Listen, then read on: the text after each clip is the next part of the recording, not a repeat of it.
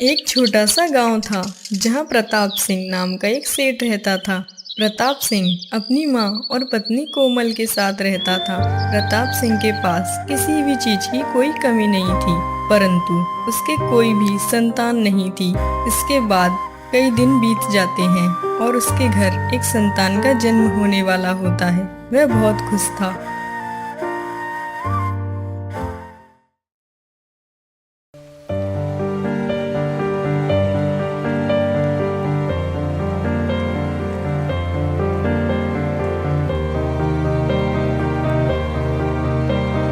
बधाई हो सेठ जी, आपके घर एक बेटी का जन्म हुआ है। माँ, देखिए, मैं पिता बन गया और आप दादी बन गई।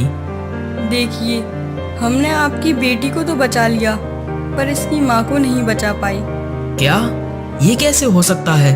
मैडम, आप जाइए, इसे ले जाइए। मुझे बच्चा वगैरह नहीं चाहिए, बस मेरी कोमल ला दीजिए। वही मेरी सुख दुख का साथी है। सेठ जी, हम आपके दुख को समझ सकते हैं, पर अब कुछ कर नहीं सकते। ये लो अपनी बच्ची। इसे मेरे सामने से हटा दो। मेरी कोई भी बच्ची नहीं है। पैदा होते ही मेरी कोमल को खा गई, हत्यारी कहीं की। इसे फेंक देना माँ, मुझे नहीं चाहिए ये। कोई बात नहीं मैडम, मुझे दे दीजिए बच्ची को। नर्स बच्ची को देकर चली जाती है। कोमल के गुजर जाने से प्रताप सिंह बच्ची से नाराज था। बेटा, इसे एक बार तो देख ले, कैसा बाप है तू कठोर। माँ, मैंने बोला ना आपसे, ये मुझे नहीं चाहिए। इसे कोई कचरे में फेंक दीजिए, बस मेरे सामने मत लाइए। मैं इसे नहीं पालूंगा, इसे फेंक देना। क्या पागल हो गया है क्या? कोमल का दुख हमें भी है, उसके लिए इसे भी मार डालें क्या? हाँ हाँ, तो मार डालो, बस मैं नहीं पालूंगा। तुझे नहीं पालना कोई बात नहीं, इसे मैं पालूंगी। ये हमारे घर का खून है। 2 दिन बीत जाते हैं और दादी अपनी पोती का ख्याल बहुत अच्छे से रखती है, पर प्रताप सिंह उससे नफरत करता है। चल बेटी, तुझे दूध पिला देती हूँ। माँ, कोई जरूरत नहीं है इसे दूध पिलाने की। ये नागिन है, नागिन। इसने मेरी पत्नी को मार डाला, अब ये हमें और तुम्हें भी मार देगी। चुप कर नालायक, ये कैसी बातें कर रहा है? ऐसी बात करने में तुझे शर्म नहीं आती? बेटी, कैसा भाग्य है तेरा। तेरे पैदा होते ही तेरी माँ गुजर गई और अब तेरा पिता भी तुझसे नफरत करता है। चल, तुझे उसी के पास ले जाती हूँ, क्या पता तुझे देखकर उसका दिल पिघल जाए। दादी माँ बच्ची को प्रताप के बगल में लिटा देती है और वहाँ छुप जाती है। तभी बच्ची रोने लगती है।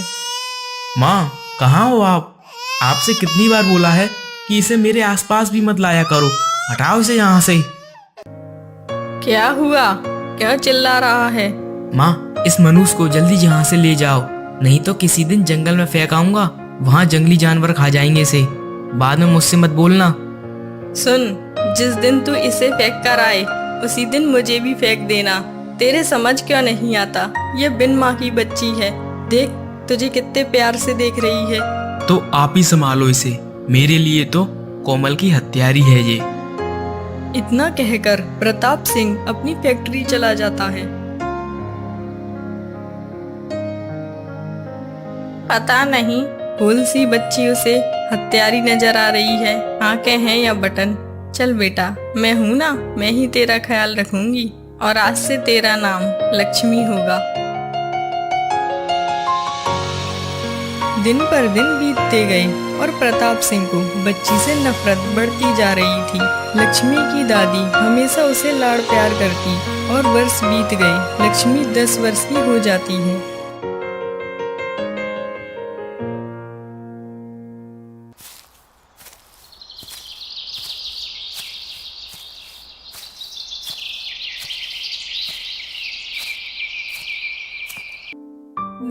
दादी माँ, मेरी सारी सहेलियों के पिताजी उन्हें स्कूल लेने आते हैं और एक मेरे पिताजी हैं जो मेरा चेहरा भी नहीं देखना चाहते। क्या दादी, क्या मैं इतनी बुरी हूँ? बेटा लक्ष्मी, तेरे पिताजी को वक्त नहीं मिलता, वो हमेशा से ही ऐसा ही है, पर वो तुझसे बहुत प्यार करता है। वो तो मुझ पर हमेशा गुस्सा करते रहते हैं और मुझे अपने पास भी नहीं आने देते। नहीं बेटा, बोला ना, जो पिता अपने बेटी से ज्यादा प्यार करता है वो उसकी शक्ल भी नहीं देखता ताकि तुम्हें नजर न लग जाए। अच्छा दादी माँ, कल पिताजी को स्कूल भेज देना, पेरेंट्स मीटिंग है, नहीं तो वो जाने नहीं देंगे। चल ठीक है बेटा, मैं उससे बात करूंगी, तू वहीं इंतजार करना। अगली सुबह लक्ष्मी स्कूल पहुंच जाती है और अपने पिता का इंतजार करने लगती है।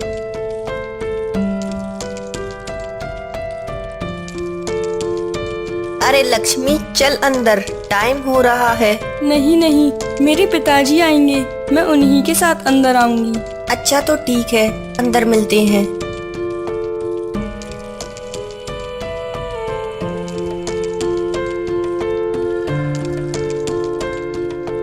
बेटा, आज लक्ष्मी के स्कूल में पेरेंट्स मीटिंग है, तू जाएगा तभी उसे अंदर जाने देंगे। मेरे तरफ से वो वहीं मर जाए, पर मैं कहीं नहीं जाने वाला माँ। सुन बेटा, ऐसे नहीं बोलते, वो तुझसे बहुत प्यार करती है, उसके नसीब में माँ का प्यार तो है नहीं। तू पिता है, अपना फर्ज तो अदा कर। अगर बेटा तू उससे 2 शब्द प्यार के बोल देगा तो उसका भी मन बहल जाएगा। मैं फैक्ट्री जा रहा हूँ माँ।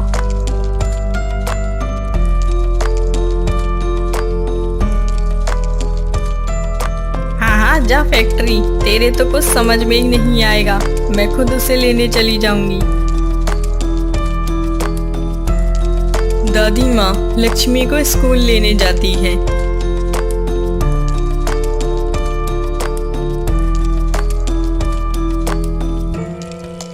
और लक्ष्मी को लगता है कि उसके पिताजी आए हैं। वह बहुत खुश होती है।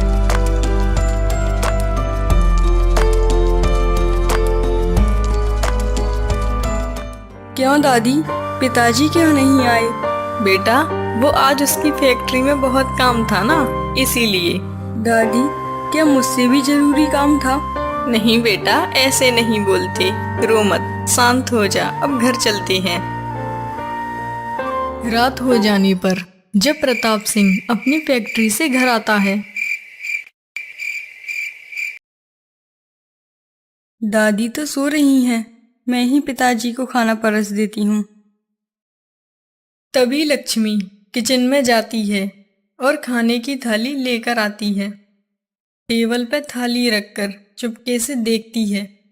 वह अपने पिता को खाना खाते देख बहुत खुश होती है। अरे आज तो माँ ने बिन मांगे ही खाना परोस के रख दिया, लगता है थक कर सो गई होगी, मैं भी खा ही लेता हूँ।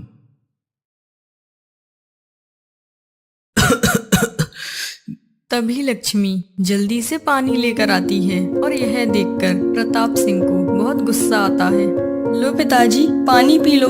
अरे हट नालायक, तेरी इतनी हिम्मत, मेरे सामने अपना चेहरा मत लेकर आना। कितनी बार मना किया है तुझसे, तेरे समझ में नहीं आती क्या? भाग यहाँ से, वरना दूंगा उल्टे हाथ का। क्या हुआ बेटा, क्यों नाराज हो रहा है? अरे कितनी बार बोला है आपसे कि इसे मेरी नजरों से दूर रखिए, पर आप मेरी सुनती ही कहाँ हो। ये किसी दिन मेरे हाथों से मारी जाएगी, बाद में मुझसे कुछ मत बोलना फिर। अरे बेटा, पानी ही तो लाई है, जहर थोड़ी न लाई। चल बेटा यहाँ से। दादी लक्ष्मी को अंदर कमरे में ले जाती है।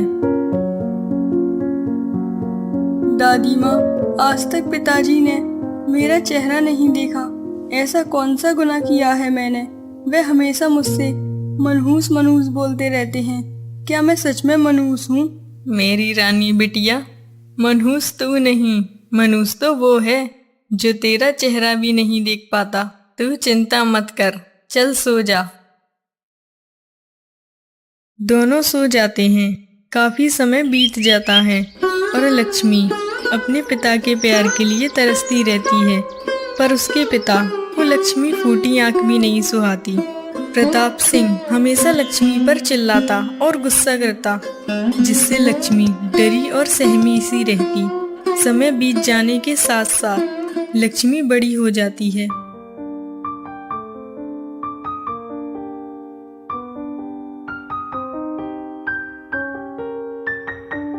पिताजी, देखिए आपके लिए चाय लेकर आई हूँ, लीजिए। अरे हत्यारन, करम जली, जा यहाँ से। अब क्या मुझे खाने आई है? पिताजी, आज तो गुस्सा मत कीजिए, आज मेरा जन्मदिन है। अरे आज ही का दिन तो बहुत मनहूस है, जो तू हमारे घर पैदा हुई, काश तू उसी दिन पैदा होते ही मर क्यों नहीं गई। कम से कम आज मेरी कोमल तो अभी जिंदा होती। प्रताप, तू कैसी बातें कर रहा है लक्ष्मी से? अभी जिंदा हूँ मैं। बचपन से ही तू उस पर चिल्लाता आ रहा है। आखिर क्या गलती की है उसने? किस बात की उसे सजा दे रहा है? बेचारी बचपन से ही अपने बाप के प्यार के लिए तरस रही है। माँ का प्यार तक उसे नसीब नहीं है। पता नहीं बेचारी की कब शादी हो जाए और हमारा घर छोड़कर चली जाए। मेरी तरफ से तो वो मर जाए माँ, मुझे भी कोई परवाह नहीं है उसकी। बस आप उसकी बात मुझसे मत कीजिए। देख प्रताप, वक्त रहते समझ जा, वरना किसी दिन ऐसा नहीं हो कि तुझे पछताने का भी मौका ना मिले। हाँ हाँ, तब की तब देखा जाएगा माँ। फिलहाल मैं अपनी फैक्ट्री जा रहा हूँ। और बेटा तू इसके सामने घूंघट क्यों करी है? दादी, पिताजी को मेरा चेहरा देखना पसंद नहीं है, इसलिए मैंने घूंघट किया है। अब ये घूंघट मेरे मरने के बाद ही हटेगा। इतना सुनने के बाद प्रताप अपनी फैक्ट्री चला जाता है और शाम हो जाती है। प्रताप सिंह वापस अपने घर आता है। बेटा देख, लक्ष्मी अब 22 साल की हो गई है। मैं चाहती हूँ कि उसकी शादी मेरे जीते जी हो जाए। मेरे मरने के बाद तो पता नहीं क्या होगा। हाँ हाँ माँ, आप सही कह रही हो। उसकी शादी जल्द से जल्द कर देनी चाहिए। जब भी माँ वो मेरे सामने आती है तो पता नहीं क्यों माँ मुझे बहुत गुस्सा आता है। पर माँ जो भी करो आप ही करना। मैं उसकी शादी में कोई भी काम नहीं करूँगा। मेरी तरफ से तो वो मर गई। यह बातें लक्ष्मी चुपके से सुन रही होती है और वह अंदर जाकर रोने लगती है। माँ, आखिरकार क्या गलती थी मेरी? आप क्यों छोड़ गई मुझे? माँ, बचपन से लेकर अभी तक मैंने दुख ही दुख देखा है, कभी सुख नहीं देखा। मैं हमेशा से घुट घुट कर जी रही हूँ। बचपन से माँ का प्यार नहीं मिला और पिताजी भी नफरत करते हैं। वो तो देखना भी पसंद नहीं करते। ससुराल वाले भी पता नहीं कैसे मिलेंगे। इससे अच्छा होता कि आपकी जगह मैं ही मर गई होती, तो ये दिन मुझे कभी नहीं देखने पड़ते। कैसा नसीब है मेरा। कुछ दिन बीत जाने के बाद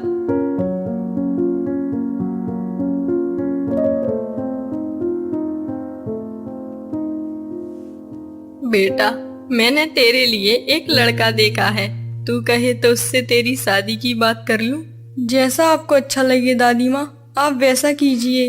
हो सकता है मेरे जाने के बाद पिताजी को अच्छा लगे और वह खुशी खुशी रहने लगे। 1 महीने बाद लक्ष्मी की शादी वाला दिन आता है।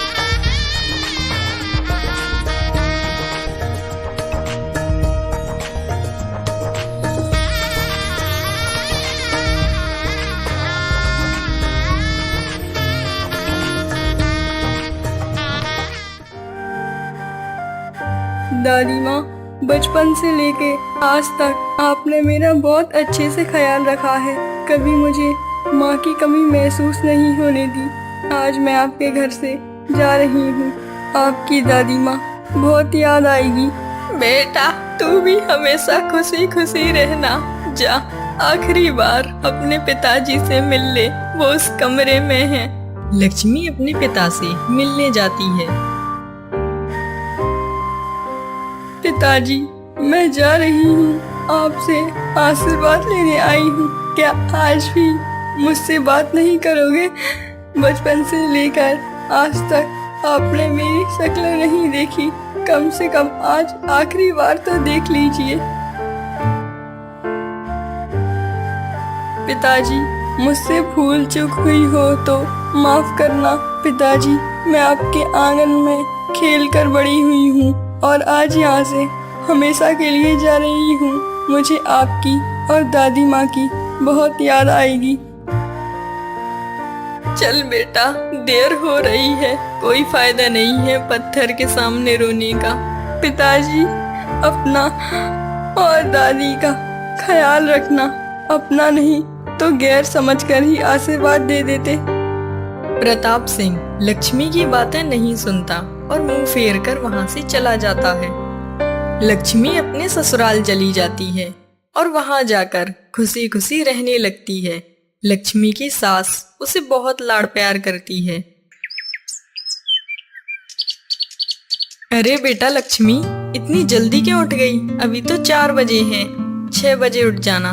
नहीं माँ जी, मैं उनके लिए खाना बना लेती हूँ। उन्हें ऑफिस जाने के लिए देर हो जाएगी। नहीं बेटा, वो तो अभी 10 बजे जाएगा। हम दोनों मिलकर बना लेंगे, तू चिंता मत कर। 6 महीने बीत जाते हैं और लक्ष्मी माँ बनने वाली होती है। लक्ष्मी की गोद भराई का समय आता है। अरे बेटा, जरा लक्ष्मी की दादी को फोन तो कर और उनसे बोल कि आज लक्ष्मी की गोद भराई है। आज शाम तक सभी लोग आ जाएं। उमेश लक्ष्मी की दादी को फोन करता है। हेलो दादी जी, नमस्ते। आज लक्ष्मी की गोद भराई है। आज शाम को आपको आना है और पिताजी से भी कह देना। प्रताप सुन, आज हमारी लक्ष्मी की गोद भराई है। चल, बदनसीब कहीं के, कम से कम आज तो आशीर्वाद दे देता। माँ, ये मुझसे नहीं होगा। आपको जाना है तो आप जाइए, पर आप मुझसे मत बोलिए। मुझे फालतू कामों का समय नहीं है। ठीक है, नहीं जाना मत जा, मैं अकेली ही चली जाऊंगी। श्याम को दादी लक्ष्मी की गोद भराई में जाती हैं।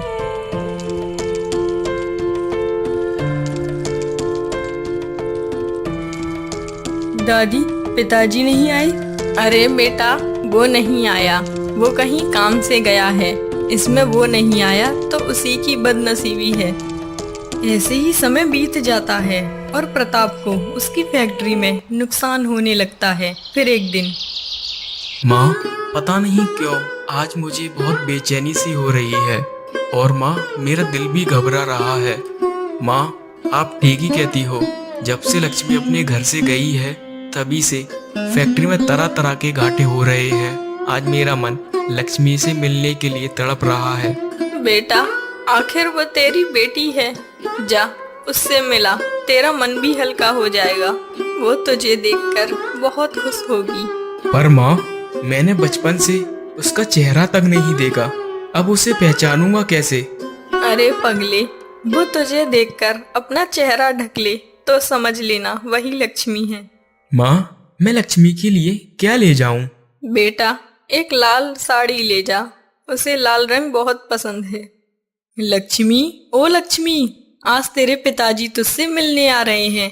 जा तैयारी कर ले जल्दी से। क्या सच में माँ, मेरे पिताजी मुझसे मिलने आ रहे हैं? अरे बेटा, धीरे तो चल, अभी सीढ़ियों से फिसल जाएगी। इतना कहते ही लक्ष्मी सीढ़ियों से गिर जाती है। माँ!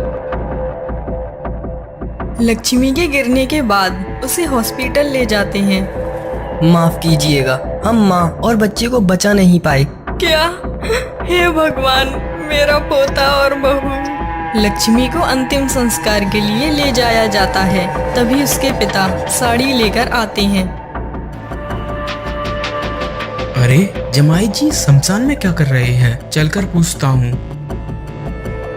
तभी प्रताप पास जाकर देखता है तो लक्ष्मी का चेहरा हवा के कारण ढक जाता है। प्रताप समझ जाता है कि यही लक्ष्मी है।